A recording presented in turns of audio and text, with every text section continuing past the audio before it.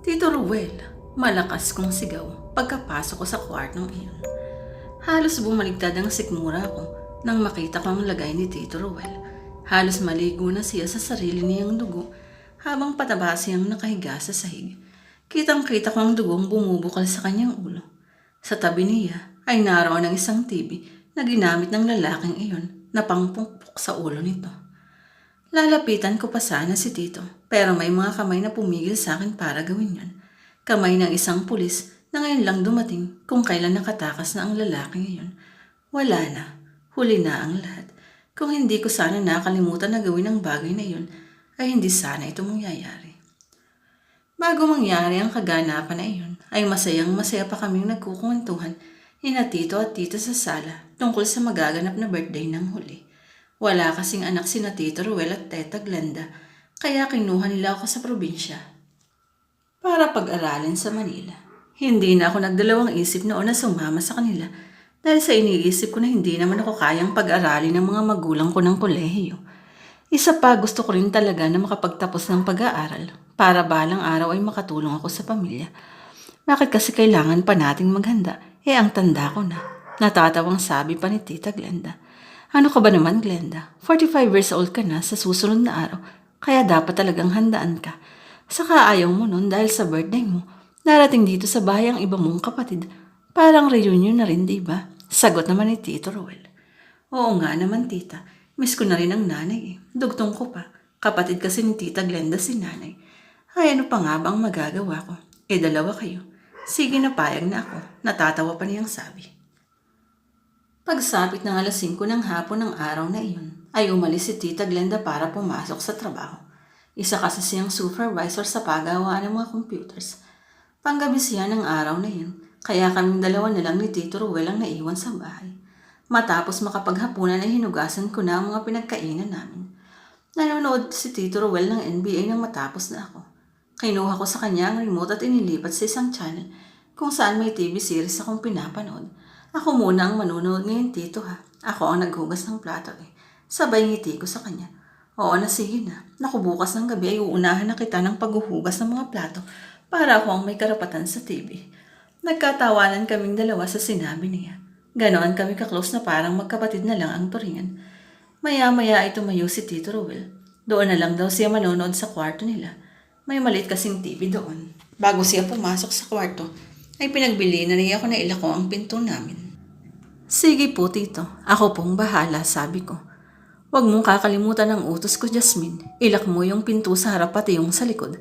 Nakita ko kasi sa balita kanina na parang may serial killer na gumagala sa lugar natin. Isang pamilya ang nabiktima noong isang gabi ah. Opo, hindi ko kalilimutan, Tito. Good night po. Good night, Jasmine. Sabi nito at pumasok na sa kwarto. Medyo ipinagsawalang bahala ko ang sinabing iyon ni Tito Ruel. Serial killer daw. For sure hindi naman iyon totoo. Minsan kasi, medyo OA lang ang mga balita. Sasabihin na serial killer. Pero ang totoo kaya pinatay ang pamilyang yun ay baka may kaaway ang nanay or tatay ng pamilyang iyon. Halos alas 12 na ng hating gabi nang matapos ako sa pinapanood. Kaya naman antok na ako.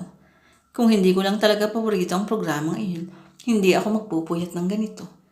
Pinatay ko na ang TV at nagpunta sa ikalawang palapag ng bahay. Doon kasi ang kwarto ko. Pagkahiga ko sa kama ay doon ko lang naisip ang sinabi sa akin ni Tito Ruel na ilako ang mga pinto bago matulog. Gusto ko pa sanang bumangon para gawin iyon, pero talagang inaantok na ako at inabot na rin ako ng katamaran. Inisip ko ng mga sandaling iyon na wala namang mangyayaring masama. Ipinikit ko na ang mga mata ko para makatulong na. Nagising ako bigla nang makarinig ako ng pagkalampag na parang nanggaling sa may kusina. Aakalain ko sana na pusa lang iyon, pero bigla iyong sinundan ng kalunos-lunos na pagsigaw ni Tito Ruel. Impit lang ang sigaw niya, pero ramdam ko na parang dumaranas siya ng walang hanggang sakit. Napabalikwas ako ng bangon at nagmamadali na lumabas ng kwarto para alamin kung ano ang nangyayari. Pagbaba na sana ako ng hagdan nang bigla akong magulat nang makita ko na papakyat si Tito Ruel. Duguan siya at may saksak ng kutsilyo sa tiyan. Nakabaon pa sa kanyang tiyan ng kutsilyo. Tito, anong nangyari? Nanghihilakbot na tanong ko. Jasmine, bumalik ka sa kwarto mo. Magtago ka, bilis. Hirap na yung utos. Pero bakit po? Nalilito kong tanong. Hindi ko na alam kung sasaklolohan ko ba siya o aakyat uli sa taas dahil iyon ang gusto niya. Magtago ka, Jasmine. Bilisan mo. Opo. At natataranta nang bumalik ako sa kwarto ko. Bahagya akong iniawang ang pinto para silipin si Tito Ruel. Nakita ko na isang matangkad na lalaki ang lumapit sa kanya. May hawak itong patalim. Sino ang lalaking iyon? Paano siya nakapasok sa loob ng bahay? Bigla akong natigilan sa tanong kong yun. Oo nga pala, hindi ko nailak ang pinto. Kaya nakapasok ang lalaking yun. Dahil hindi ko nailak ang mga pinto bago ako matulog kanina.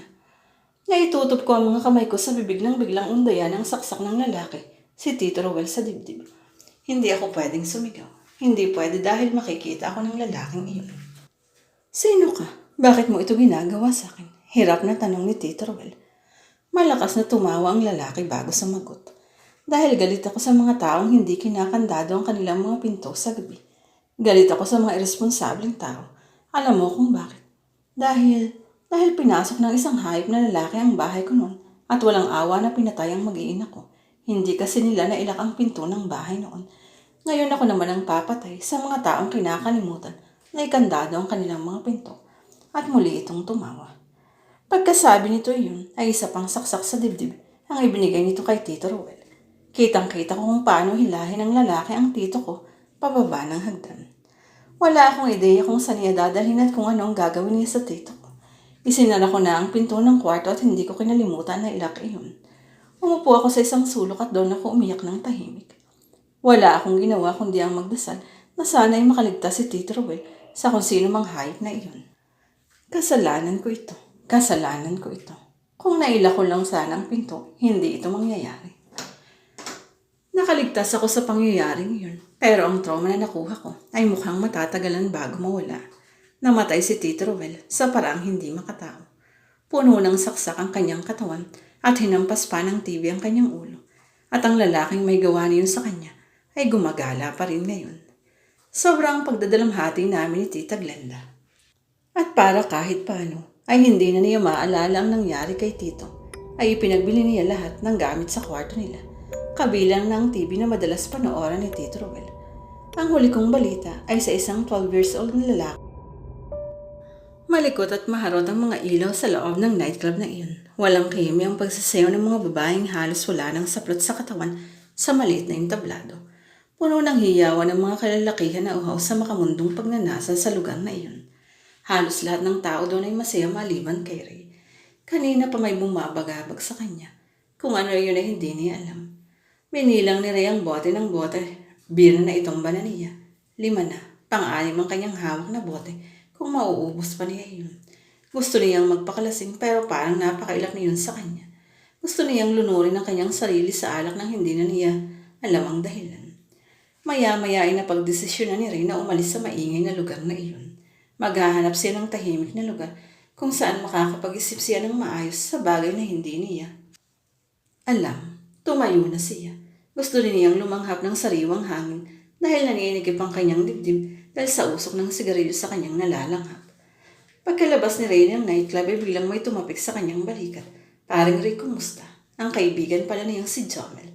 Umakbay pa ito sa kanya. Hindi agad siya nakapagsalita. Tinignan niya ang mukha ng kaibigan.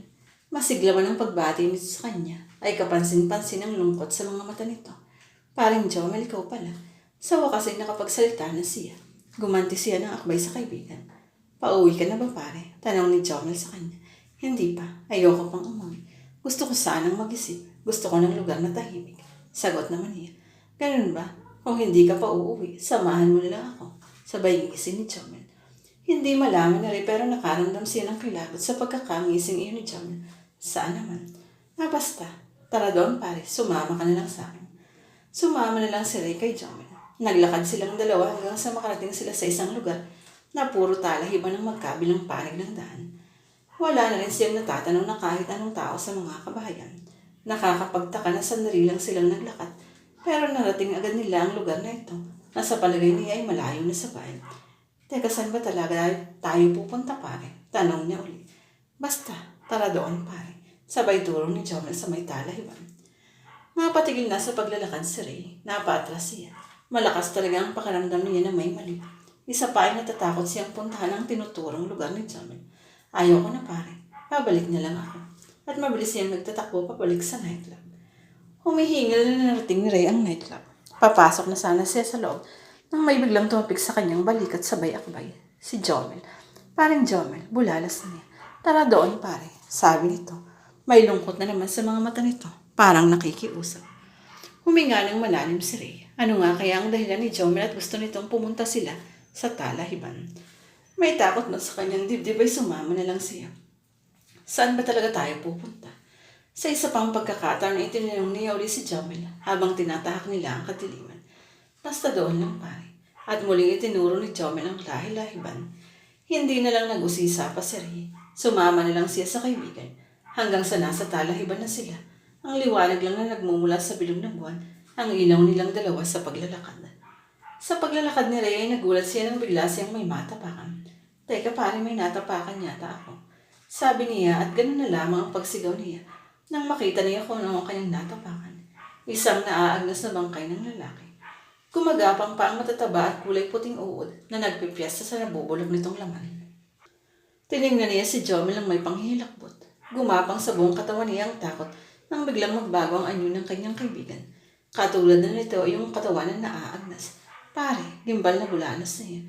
Tama ang iniisip mo pare Ray. Ang bangkay na iyan ay sa akin. Patay na ako pare. Kaya kita pinapunta dito ay para malaman mong patay na ako. Isang gabi habang papauwi na ako mula sa pagmamaneho ng bus, isang grupo ng mga kalalakihan ang walang awa na pinagsasaksak ako at dito nila itinapon ng katawan ko. Sabi ni John. Hindi ito matingnan ng diretsyo na Ray dahil sa nakakadiri nitong anyo. Hindi ito totoo. Panaginip lang ito. Sigaw ni Ray. Nagtatakbo siya palayo pero muli ay may natapakan na naman siyang isa pang bangkay. Nadapa siya at halos mahalikan na niya ang mukha ng nakakadiring bangkay na iyon. Malakas siyang napasigaw at mabilis na tumayo. Kaninong bangkay naman ito? Gulantang na tanong niya. Lumapit sa kanya si Jomel at may binanong sa kanya. Hindi mo ba natatandaan, Ray? Ikaw ang konduktor ko sa bus na minamaneho ko at magkasama tayo ng gabing